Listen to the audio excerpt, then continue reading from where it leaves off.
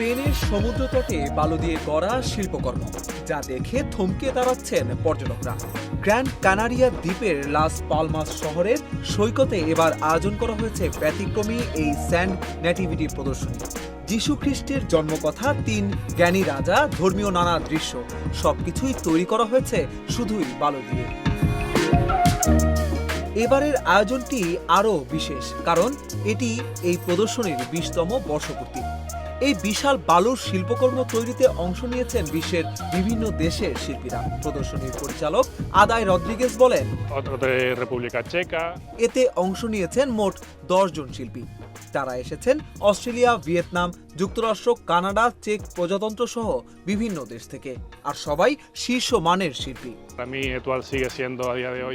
তবে পথটা সহজ ছিল না। উদ্বোধনের ঠিক আগে আঘাত হানে প্রবল ঝড়, প্রচন্ড বাতাস আর বৃষ্টিতে ক্ষতির মুখে পড়ে শিল্পকর্মগুলো।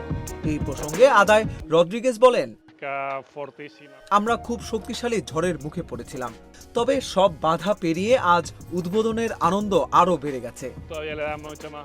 ঝড়ের পরও অটুট থাকা এই বালুর শিল্পকর্ম দেখতে প্রতিদিন ভিড় করছেন স্থানীয় মানুষ ও বিদেশি পর্যটকরা। আয়োজকদের মতে ডিসেম্বর মাসে এটি স্পেনের তৃতীয় সর্বাধিক দর্শকপ্রাপ্ত প্রদর্শনীতে পরিণত হয়েছে। ২০০৬ সাল থেকে একটি স্থানীয় পরিবার এই আয়োজন করে আসছে। প্রায় ৪০ দিনে এখানে আসেন লাখো দর্শনার্থী, যারা একসঙ্গে উপভোগ করেন শিল্প, ধর্মীয় আবহ আর সমুদ্র তটের সৌন্দর্য। বালু দিয়ে গড়া এই শিল্প চিরস্থায়ী না হলেও দর্শনার্থীদের মনে রয়ে যাবে চিরস্থায়ী স্মৃতি হিসেবে। অভিষেক তরফদার, অঞ্জন, ইন্ডিপেন্ডেন্ট ডিজিটাল।